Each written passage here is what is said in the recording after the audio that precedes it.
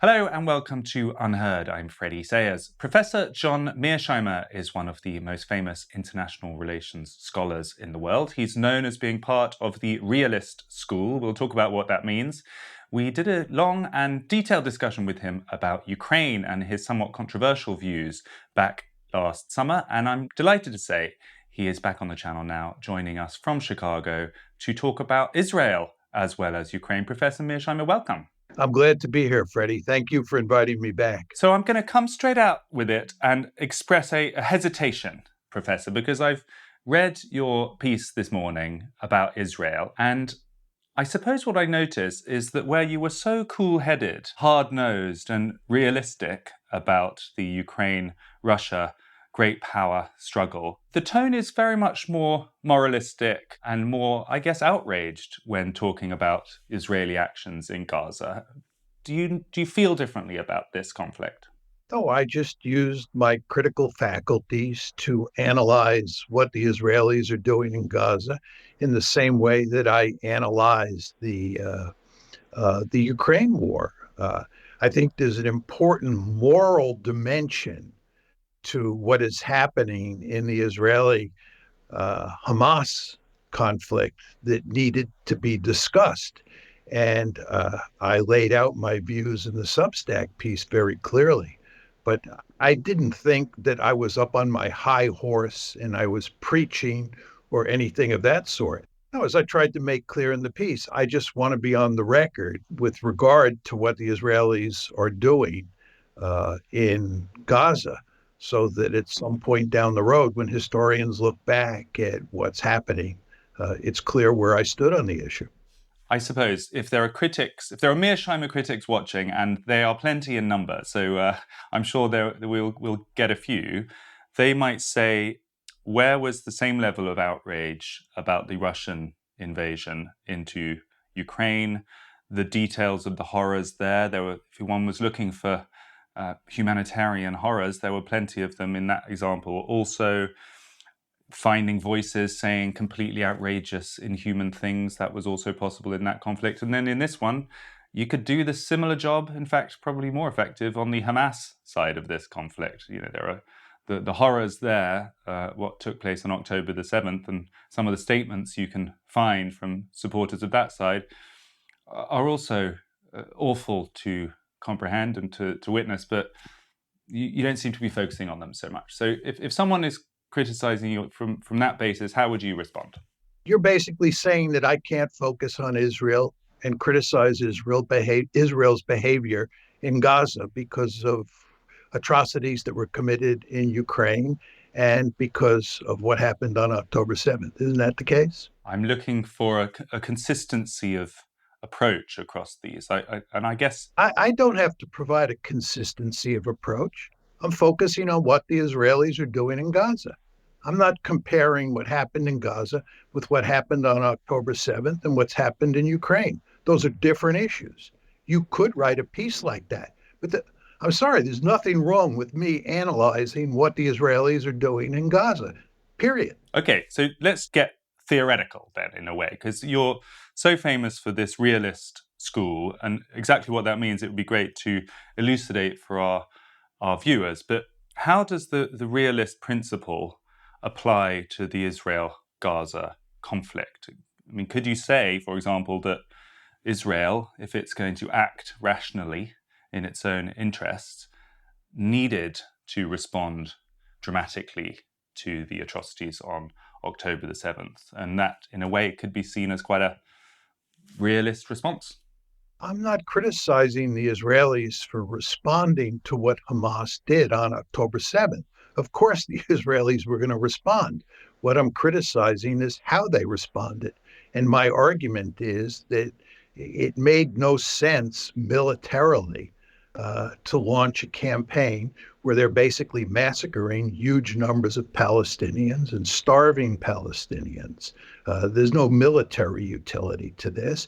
And from a moral point of view, it's abhorrent. Had you been in charge, or had Israel been listening to your advice, what would you have recommended as a better response? Well, I think there's no question that the Israelis, from their perspective, had to respond to what Hamas did on October 7th. But I don't think that they had to respond the way they have responded. And I think that their response could have been much more selective, and little emphasis should have been placed on punishing the civilian population. The emphasis should have been on going after Hamas, not going to great lengths to punish the Palestinian uh, population in ways that we are watching now.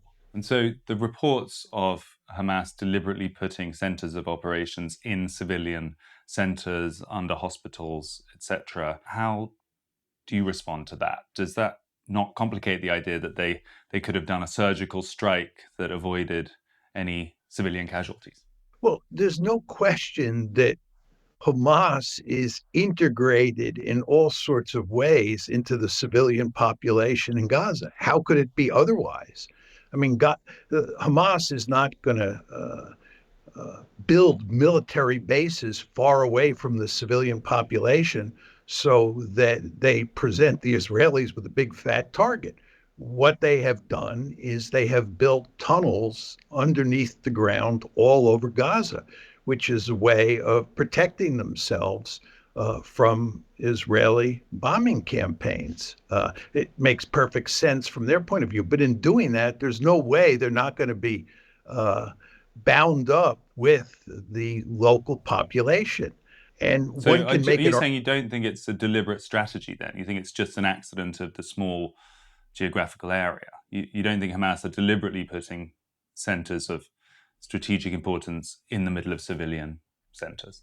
I don't see much evidence of that. I mean, the Israelis, made the case that this one hospital was a site of a major command and control post for Hamas, and underneath was the sort of center of a huge network of tunnels. But once they got into the hospital and checked around, they did not find any significant evidence that supported that thesis. I thought they did find tunnels directly from the floor of the hospital. I don't remember that being the case. Uh, I mean, there's so many stories on what they found in this hospital or that hospital or in the surrounding area near the hospital that it's hard to keep track of it. But there's no evidence that uh, Hamas had a major headquarters and the center of a major um, series of tunnels underneath any one hospital. What I'm really keen to hear is what the correct application of your principles of international relations would be to this situation. So if you accept Israel as a state and as an actor that will act in its own self-interests, and then you also observe the situation in the countries around it and in Gaza and in the West Bank, how does this play out? Is it just a simple case of one side needs to win and the other side needs to lose? Or do you believe that a two-state solution is actually a realistic possibility?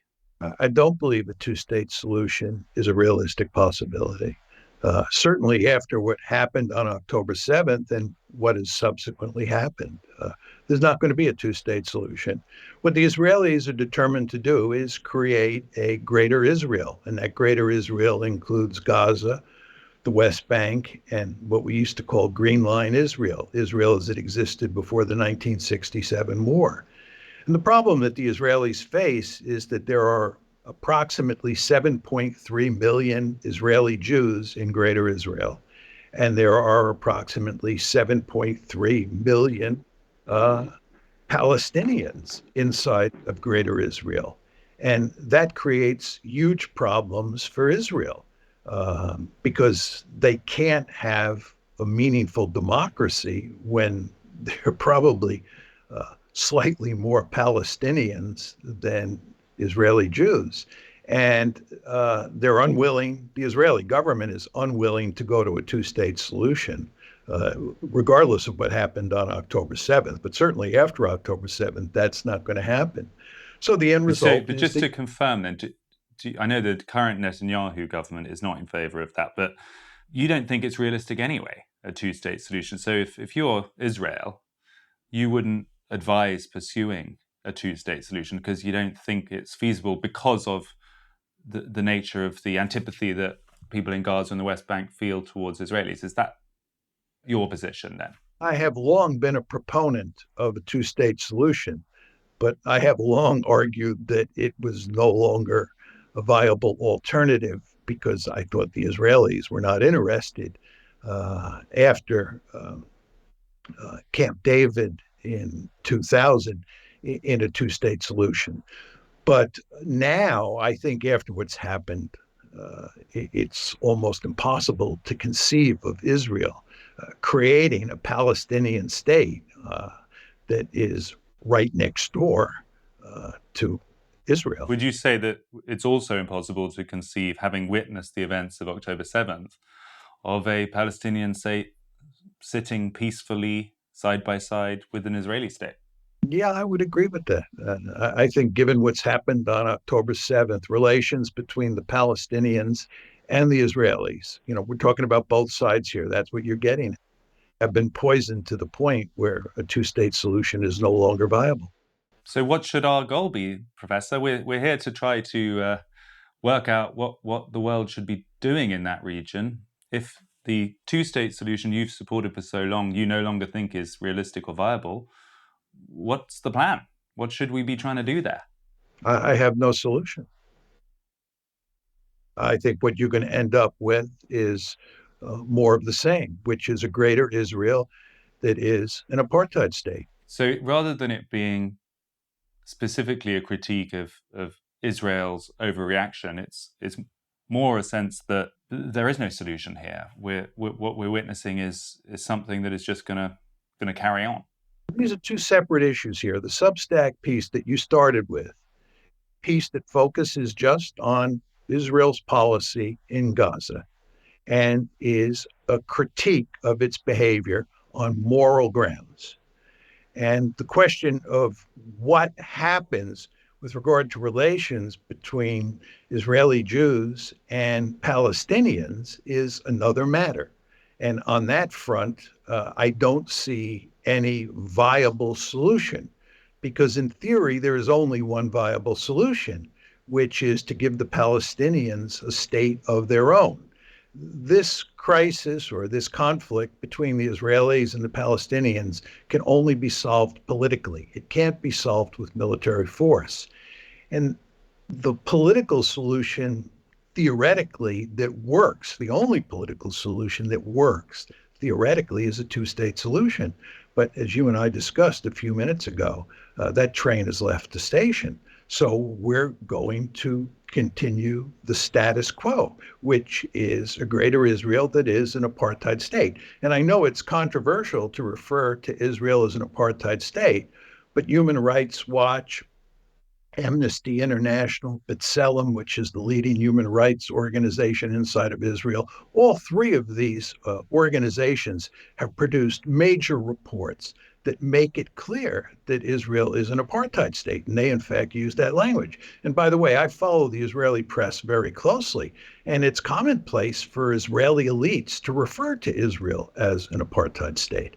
So this is the future that we're dealing with. And it's not going to be pretty moving forward. I guess I'm just surprised that phrases like apartheid state, which are so specific to the South African experience, in other scenarios, I could see you being critical of people sloppily applying phrases to other areas that don't correctly apply to them. And some of those organizations you listed are organizations that you might have been critical of in other scenarios.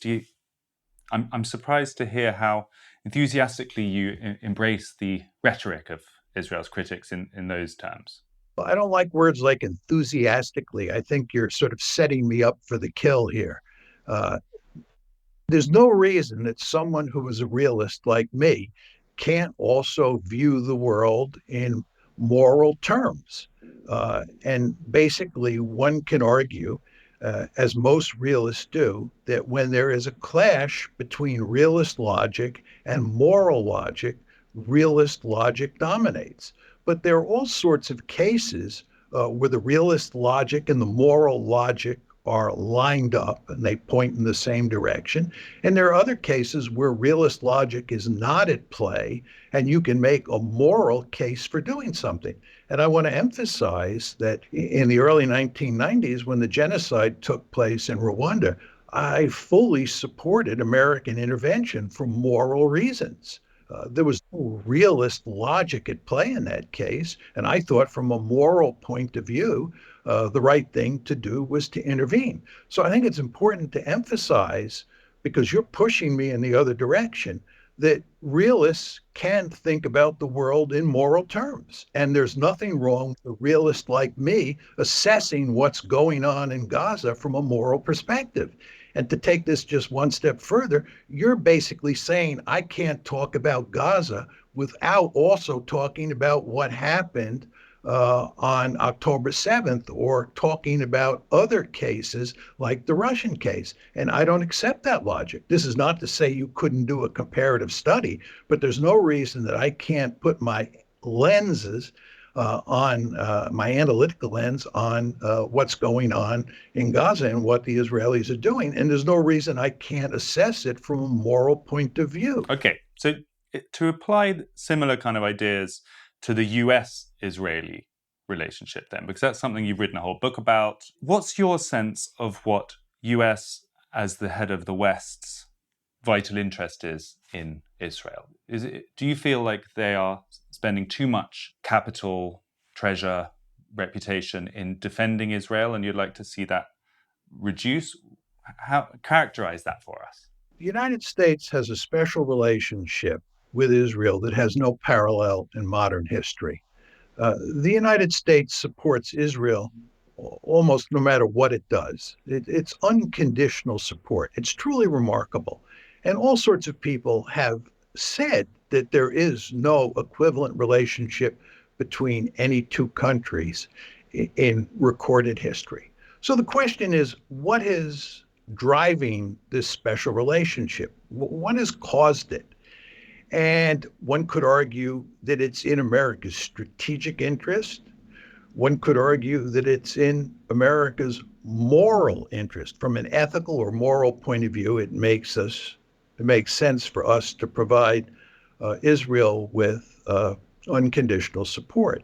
And as Steve Walt and I argue in the book, you cannot make the argument that supporting Israel unconditionally is in our strategic or in our moral interest.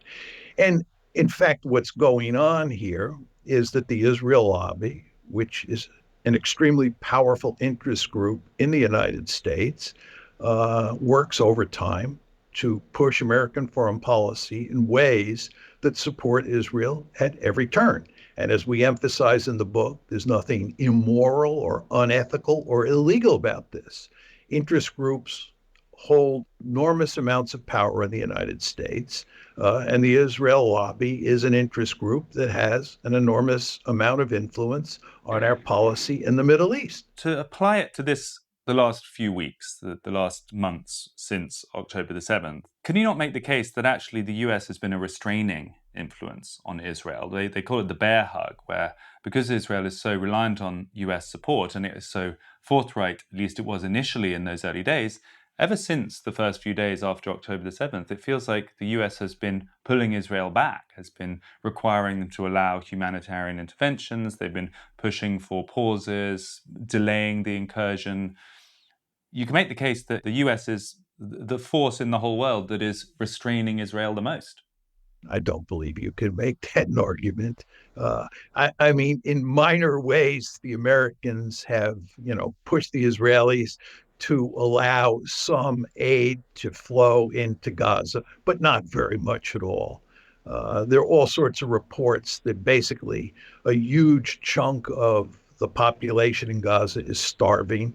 And the idea that we have created a situation where the civilian population is getting anywhere near a sufficient amount of food and water and fuel and medicine is not a serious argument. The Israelis are doing pretty much what they want, and there's no evidence that we've put meaningful limits on what they can do.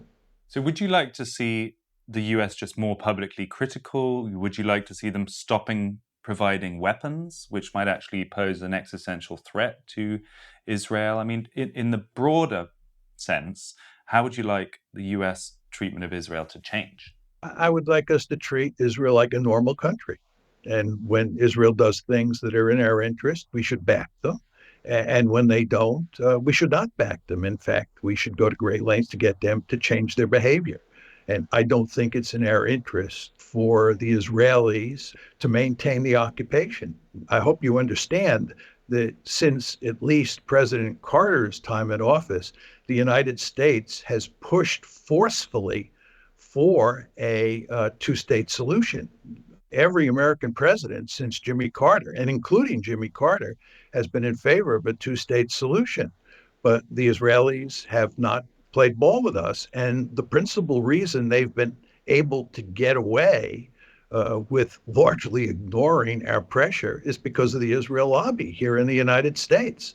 No president is willing to really coerce Israel in a meaningful way, or has been able to coerce Israel in a meaningful way to accept the two-state solution, because the political costs would be too great. And that's because the Israel lobby is so powerful. Again, I want to emphasize that there's nothing illegal about this or immoral. It's just the way American politics is played. But you've said in this conversation that you don't think the two-state solution is realistic or viable, in part because of the antipathy that people in Palestine now feel towards Israel. So we can't really blame them then by that logic. You're mixing up time frames, Freddie. We're talking about the past. We're talking about from President Carter up until October 7th. Fact is that that's a very different situation than the situation that exists after October 7th. Before, we were arguing, or we were discussing the fact that it's hard to imagine moving toward a two-state solution after October 7th, given the antipathy, if not outright hatred, on both sides. But before October 7th, and certainly, in the 1980s and the 1990s and in much of the early 2000s, one could argue that you could get a two-state solution then. Didn't Clinton offer a two-state solution to Yasser Arafat, and he turned away at the last minute? No, that's not what happened. In fact, after the breakup of the Camp David discussions in 2000, Arafat and the Palestinians continued to negotiate with the Israelis. The negotiations on a two-state solution between the Barak government, this is Ehud Barak, who was then the prime minister of Israel, and Yasser Arafat, who, of course, headed the Palestinians at the time, didn't end with the end of the Camp David negotiations. They went on. What ended was when Barak left office and Ariel Sharon came into power. I think what happened at Camp David in the latter stages of the Bill Clinton administration was the closest we ever came to making it work. So, and I just want to emphasize, Professor, we've invited you on here. I'm not trying to pick a fight with you. I know you said I'm trying to set you up for the kill. I'm sincerely trying to apply realist logic to this situation, and I understand what you say, that your article that you published this morning was more through a moral lens, and that in other scenarios you're using your realist lens, or you're seeing through a more realist lens. Trying to apply the realist lens to this situation, I'm just wondering, Israel is reliant on US support. Without it, it would functionally not survive. Would you agree with that statement? Freddie, there's a fundamental problem in how you think about this whole issue. And that is, you think that Hamas is a state and that Israel is a state. And this is a classic case of interstate politics where realism applies. But that's not what's going on here. This is a case where you have a greater Israel, and Hamas is a group that operates inside of greater Israel. And this is a resistance movement. That's what's going on here. This is not interstate relations. Realism doesn't have a lot to say about relations between Hamas and Israel. You could argue that creating a Palestinian state and thinking about relations between a Palestinian state and Israel would bring realpolitik onto the table, because then you'd have two states and you'd have interstate relations. But this is not a case of interstate relations. Hamas is not a state. You said before that, one could argue that Israel is facing an existential threat. This is not a serious argument. Do you really believe that Hamas is an existential threat to Israel? Well, I think it would be an existential threat if the US dialed down their support to the level you're suggesting. So I think if Israel, which is a state, is I don't believe that's a serious argument. I'm sorry. Israel is a remarkably powerful state. In my opinion, it is militarily the most powerful state in the region. It is the only state that has nuclear weapons. Hamas doesn't even have a state, right? It occupies Gaza, which is part of greater Israel. It's remarkably weak. This is the kind of threat inflation that you get in the West, in places like Britain, where you operate, and places like the United States, where I operate, that are all designed to justify what Israel is doing, right? If they're facing an existential threat, if this is the second coming of the Third Reich, if Hamas fighters are the new Nazis, then you can make an argument that what you're doing here is you're killing large numbers of Palestinians to avoid another Holocaust. That's not what's going on here. Hamas is not the Third Reich. They're not an existential threat to Israel. But the surrounding territories, I mean, it sounds like you're unpersuaded by concerns that there could be incursions from the north, from Lebanon, that Iran's influence could grow, that there could be a kind of wider strategic existential threat to Israel.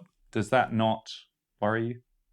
That's not a problem. I mean, what country is going to invade Israel and threaten its survival? There's no country. Jordan? I don't think so. Egypt? I don't think so. Syria? Iraq? I don't think so. Lebanon? No. Is there a problem with Hezbollah? No. Right? I mean, Hezbollah has lots of rockets and missiles, and it could do huge amounts of damage inside Israel if it launched those approximately 150,000 rockets and missiles. There's no question about that. But Hezbollah does not have the capability to invade Israel and conquer any territory and hold on to it. I mean, it's not a serious argument, and nor does Hamas have that capability. To the extent that Israel might face an existential threat in the future, that would be true if Iran were to get nuclear weapons, right? Because Iran and Israel obviously have hostile relations, bitter relations. And one could tell a story about how a conflict between the two of them escalated to the nuclear level. Of course, again, this assumes that Iran has nuclear weapons. But Iran is not a military threat to invade Israel and conquer Israel. And again, you don't want to forget that Israel has nuclear weapons. They are the ultimate deterrent. I've yet to see a country that has nuclear weapons disappear from the face of the earth.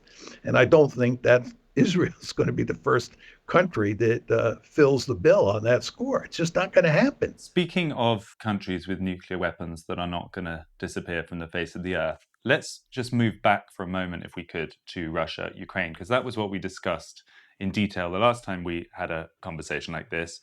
And I'm just wondering where you think that's got to by way of an update. You were predicting that additional oblasts might be targeted by the Russians to the west of the territory they now control. Do you still think that's a likely outcome? Just to step back a bit, Freddie, from talking about the immediate present. Last summer, when we talked, it looked like the Ukrainians were in the driver's seat. And I think throughout most of 2022, the Ukrainians fared very well on the battlefield against the Russians. And by the end of 2022, there was a lot of confidence that Ukraine would prevail in the conflict and the Russians would suffer humiliating defeat. I think what's happened over the course of 2023 is that the balance between the two sides has shifted rather dramatically in Russia's favor. and 2023 has been a good year for the Russians. And I think the Ukrainians are on the verge of defeat in Ukraine. Does that mean accepting the current borders and moving towards some kind of ceasefire, or what sort of defeat do you envisage? Well, what I like to talk about is the Russians winning an ugly victory. They have already annexed Crimea, and they have annexed the four oblasts that they by and large control now.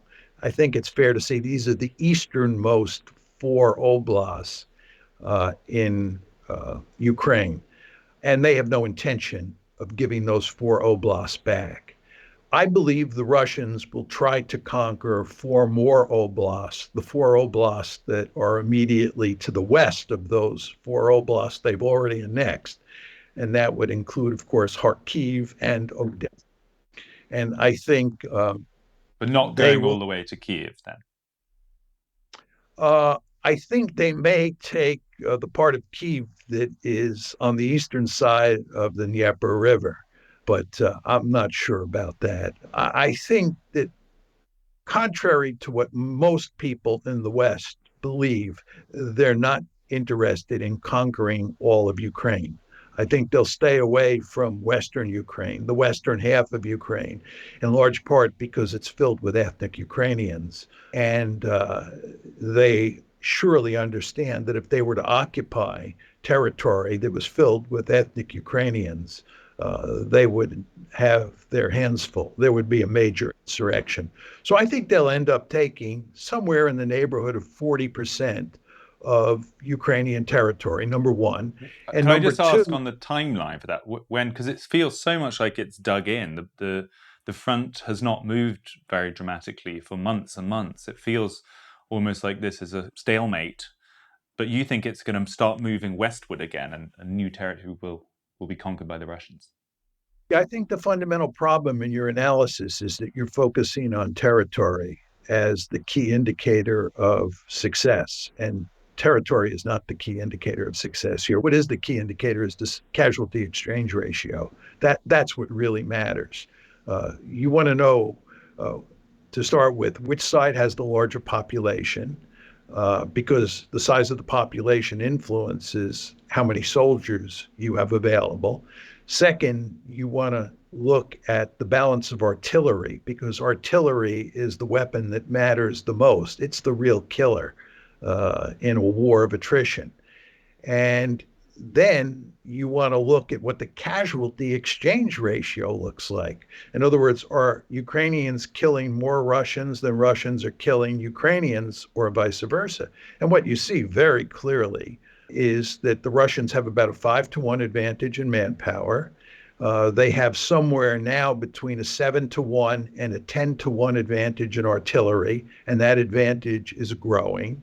And unsurprisingly, the casualty exchange ratio, contrary to the stories that you hear in the mainstream media in Britain, clearly favors the Russians over the Ukrainians. Wow. So you think, what are you saying, that you think fewer Russians have died than Ukrainians in this conflict? The number I usually use is 2-to-1. I think when all is said and done, we'll see that the ratio is somewhere on the order of 3-to-1 or 4-to-1. In the Russians' favor. In other words, I think 4 or 3 Ukrainians are dying for every Russian who dies. Do you have any sense of numbers for that? Because I mean, that's so different to what you read in, as you call it, the mainstream media. I mean, I've heard numbers like 300,000 total casualties, the overwhelming majority of which are Russian. You'd flip that, would you? Or Yeah, I'd flip that.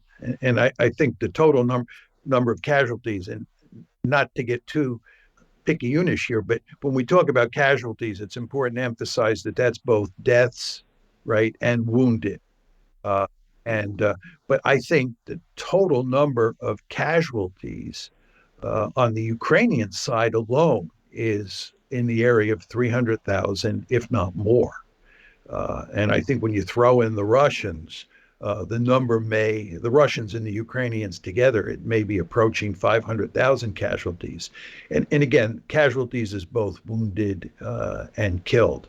But I believe that the Ukrainians have suffered far more casualties. And if you just sort of if you have followed carefully how the Ukrainian counteroffensive played out over the past summer and fall. And remember, it started on June 4th. It was truly stunning and kind of sickening, to be honest. I know I'm not allowed to make moral arguments to you, Professor, you but can it make any arguments you like. was actually kind of sickening to watch the Ukrainians get slaughtered on the battlefields in the face of Russian resistance. And the problem is that the Ukrainian military, right, doesn't have sufficient numbers of soldiers to continue the fight over the long term with the Russians, number one. And number two, we don't have the material to give to the Ukrainians to allow them to continue the fight in some sort of meaningful way. The West is basically out of artillery, both tubes and shells. To which would you add number three, which is that the political will to engage supporting Ukraine in this way has diminished. I mean, we had our new Foreign Secretary, David Cameron, coming over to Washington, D.C., trying to drum up additional support for Ukraine. What's your reading on kind of Western and particularly American support for Ukraine? Do you think they're going to make it last until the election next November, because anything short of that would be a defeat and then there'll be a change after that? Or do you think we'll see something dramatic happening sooner than that?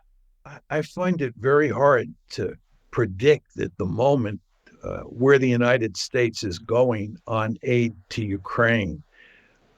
I've argued for the past few months that it's hard to imagine the United States not continuing to fund Ukraine. I mean, we might reduce the amount of money that we give them, but it was very difficult for me to imagine that we would, not give them money now. But if you look at what's happening in the American Congress, it does appear that we're not going to give Ukraine the money that they need. Now, they may cut a deal at the last moment, but I did not think we would be where we are today over the past few months. But I think, regardless of whether we give them more money, the Ukrainians are doomed. They're doomed because they don't have the manpower to continue the fight, and we don't have the weaponry to give them. We can give them dollars or euros, but they don't need just dollars and euros. They need artillery tubes, they need tanks, they need shells, and we don't have the industrial base in the West. This includes the United States and Europe to supply that military weaponry that they need. And by the way, just to take this one step further, the Zelensky government has been making a lot of noise about a new mobilization.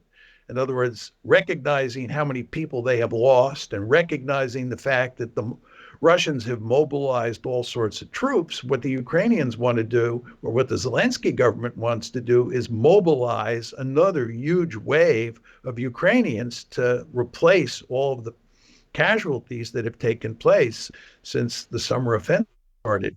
But Zelensky can't go to a mobilization because the draft dodging inside of Ukraine is so great. There's so many Ukrainians who refuse to serve in the military. They don't want to die. And the end result is that Zelensky and company understand if they try to impose a major league mobilization on the population, it not only won't work, but it'll backfire. There'll be huge resistance. So how does that manifest in actual end results then? I mean, I know we say we're not in the predictions game, but let's fast forward a year. Do you think that we'll see material differences by a year from now? Do you think some of those oblasts you've identified might be moving into the Russian column? What if we get you back on the show in a year's time, if you will agree to come on, despite feeling that I was rough with you this morning? No, I where don't will we? with me. I don't mean that. Okay, so where do you think we'll be in a year? Where do I think we'll be in a year? It's hard to say with a high level of certainty. I mean, we live in a radically uncertain world. But my guess is that you will probably have a year from now a frozen conflict. I distinguish between a frozen conflict and a meaningful peace agreement. I don't think that you're going to have a meaningful peace agreement involving the Russians on one side and Ukraine on the other. I could tell you what I think, how I think Ukraine could get a peace agreement. But do you think that frozen conflict will look like the boundaries and the front that we're seeing at the moment, or do you think it will have shifted? No, I think it'll shifted further westward. As I said, the Ukrainians have now lost four oblasts and Crimea. The Russians have annexed these four oblasts and Crimea, and they've made it clear they're not giving them back. And I think the Russians will go to great lengths to capture four more oblasts, and then to make sure, and this is very important, Freddie, to make sure that Ukraine remains a dysfunctional rump state so that it cannot join either the EU or NATO. See, here's the basic problem that the Russians face. If they were to freeze the status quo on the ground, right, they cannot be sure that Ukraine and the West at some point won't restart the war. So the Russians understand that they have the upper hand now. And given that they have the upper hand and they can't trust the West and they can't trust Ukraine not to try to take back territory that Russia has conquered, that means the Russians have an incentive in taking back much more territory, or taking much more territory now, number one. And number two, doing everything possible to weaken Ukraine over the long term. So it's not a threat to attack Russia. I have two more quick questions to throw at you, Professor, and then I'm going to let you get on with your no doubt busy day. First one, if Donald Trump wins the elections in roughly a year from now, what do you think happens in Ukraine? I think that if Trump gets elected, he will be inclined to pull American troops out of Europe and put an end to NATO. I mean, I think it was quite clear when he was elected in 2016 and then when he took office in January 2017 that, number one, he wanted to have good relations with Russia, as you remember. He liked Vladimir Putin. And he also does not like NATO and does not like our European allies and would like to get out of Europe. So I think there will be a powerful push on his part to do that. And you want to remember that. Do you think literally leaving NATO, the US leaving NATO? I mean, I guess NATO would just cease to exist at that point. Yeah, you take the United States out of Europe and NATO effectively ceases to exist. I think that Trump, let me put it this way, I think Trump will be powerfully inclined to move in that direction. Now, the $64,000 question is whether he can do that or not. And in Ukraine, do you think that means, I mean, he's talked, I'm going to do a peace deal within 24 hours. His critics call that a surrender deal. You know the arguments on both sides. Do you think it would happen? Do you think he'll get on a plane to Moscow or invite Vladimir Putin and say, let's do a deal and end this? What's your prediction there? No. Vladimir Putin doesn't trust any American or European leader, and nor should he. He should not trust them. You can't trust the word of any American president. Putin. Well, what about Russian presidents? Should anyone be trusting Vladimir Putin? But that's irrelevant for the question that's on the table, right? That's irrelevant. My answer is no. And here my realism comes to play. You know, Ronald Reagan used to say, trust but verify, right? Basically what Reagan was saying, you really can't trust another leader. What you have to do is you have to verify that they are doing what they have promised they will do. And the fact is that there is no reason for the Russians to trust the Americans or the Europeans. And I agree with you. There's no reason for the Europeans and the Americans to trust Vladimir Putin. Okay. They shouldn't do that. So no sort of photo opportunity moment between Putin and Trump where they carve up Ukraine and decide to end the slaughter. We're not gonna see that. Final question: do you think there might be some new actor in the Ukraine story that might enter? I'm thinking China, for example, Middle Eastern powers that somehow use this as an opportunity to emerge as peacekeepers, if the US is considered too partisan, too much a member of one side, Russia would not do anything that was NATO or UN supervised. Do you think there's any chance of a surprise new entrant in some kind of ceasefire supervision? No. And there are two reasons for that. First of all, uh, your question sort of implies that someone from outside would have enough power, enough influence to sort of coerce the two sides to reach some sort of agreement. And the reason that you would need coercion is the fact is that the Ukrainians and the Russians have irreconcilable differences. Just think about it. On the territory issue, the Ukrainians are unwilling to surrender huge chunks of their territory to the Russians. The Russians are unwilling to give that territory up. How do you square that circle? Furthermore, the Russians insist that Ukraine cannot be part of NATO. Indeed, they insist that there can be no meaningful security ties between the West and Ukraine. Ukraine insists that it has to have a security guarantee from the West. How do you square that circle? And the answer is you don't square either circle. So the idea that a country like China, which is the second most powerful state in the system, could come in and impose some sort of agreement or coerce both sides into accepting some sort of agreement is not in the cards. I was more thinking referee than coercion. I was thinking someone that both sides might sort of accept could. But you can only be a meaningful referee if there's a basis for agreement. And what I'm telling you is there's no basis for agreement here. But I'll take this one step further. If you're the Chinese and you're thinking about the war in Ukraine, you quickly come to the conclusion that the ideal situation from a Chinese perspective is not to settle the war, but to let the war go on and on and on, because it keeps the Americans pinned down in Europe and it makes it difficult for the Americans to fully pivot to Asia, which is in China's interest. And furthermore, it continues to push the Russians into the arms of the Chinese, which is an ideal situation from Beijing's point of view. So I would argue if you're playing Beijing's hand, you have a vested interest in not settling the conflict in Ukraine, but allowing it to go on and on and on. Because in effect, the United States has shot itself in the foot, and that is causing all sorts of problems for purposes of pivoting to Asia. And just to go back to where we started, the same thing is true with Gaza. The United States is now pinned down in the Middle East, worrying about horizontal escalation, other countries coming into the fight, and it is pinned down in Ukraine.